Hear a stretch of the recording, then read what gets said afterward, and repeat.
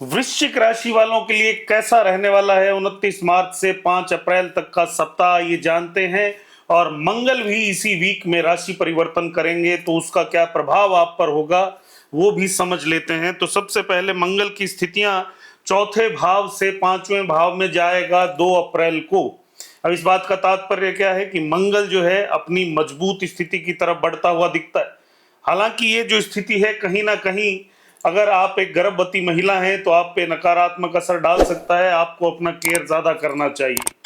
बच्चों के अंदर कहीं ना कहीं बुखार बढ़ाता हुआ, तापमान बढ़ाता हुआ शरीर का दिखेगा, जिससे उनको भी वायरल बुखार इत्यादि जो चल रहे हैं, या जो लंग्स कंजेशन वगैरह हो जाती है, जुकाम खांसी, इनसे थोड़ा सावधान रहना चाहिए, क्योंकि इस समय शरीर कमजोर होने के चांसेस रहेंगे। मंगल सूर्य और शनि से मिलेंगे।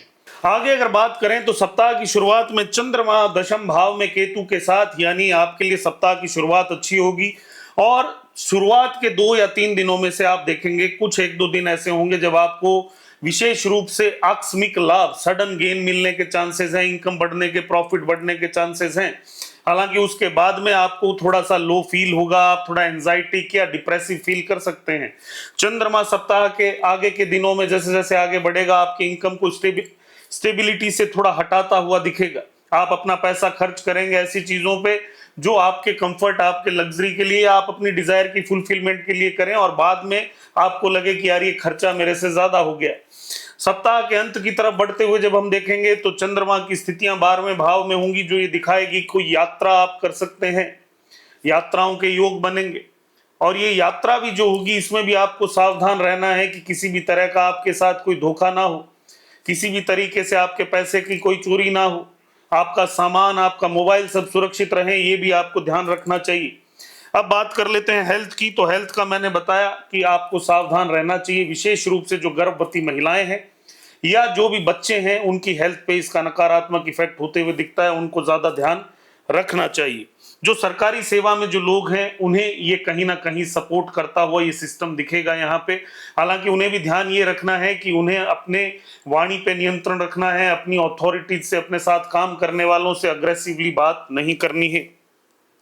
जो मैरिड लोग हैं उनके लिए शुक्र की स्थिति छठे भाव में, तो जो भी पुरुष हैं उनके लिए कहीं ना कहीं इस सप्ताह आपस में थोड़ा सा नोक झोंक बढ़ते हुए दिखाई देगी। पत्नी का स्वास्थ्य थोड़ा अप डाउन रह सकता है।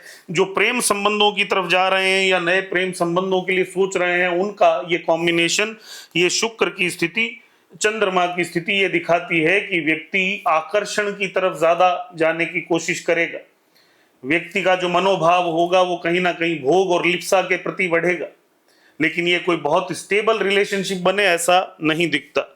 जॉब और कैरियर की बात करें तो जो भी लोग कैरियर में, जॉब में, प्रोफेशन में है, नौकरी करते हैं, उनको शुरुआत के समय में, सप्ताह का जो भी 1-2 दिन होगा, वहां उन्हें अच्छे रिजल्ट दिखेंगे। और बाद के समय में अगर वो अपनी वाणी पे नियंत्रण नहीं रखेंगे, अपनी बातों को गुप्त नहीं रखेंगे, अपनी योजनाओं को गुप्त नहीं रखेंगे, जिन प्रोजेक्ट्स पे वो काम कर रहे हैं उन्हें अगर वो गुप्त नहीं रखेंगे, तो कहीं ना कहीं उन्हें दिक्कत आ सकती है। उन्हें किसी की हीलिंग की जरूरत पड़ सकती है। आप किसी हीलर के पास जा सकते हैं, या ऑफिस में ही कोई ऐसा व्यक्ति जो आपको हील करे, यानी आपको नर्चर या केयर करने की कोशिश करे। आप वर्कलोड दूसरों का भी अपने सर पे ले सकते हैं, और आप सबको yes sir, yes sir, yes sir कह देंगे, बाद में वो काम आपसे नहीं हो पाएगा तो दिक्कत आएगी। फाइनेंस की स्थितियों की बात करें तो चंद्रमा 12वें भाव में, शुक्र छठे भाव में, किसी भी तरह कर्ज की स्थितियां नहीं बननी चाहिए। कर्ज से बच के रहना, अपने क्रेडिट कार्ड वगैरह का इस्तेमाल सोच समझ के करें कि उससे अन्यथा पैसा खर्च ना हो। किसी भी तरह की इस तरह की समस्याएं नहीं आनी चाहिए।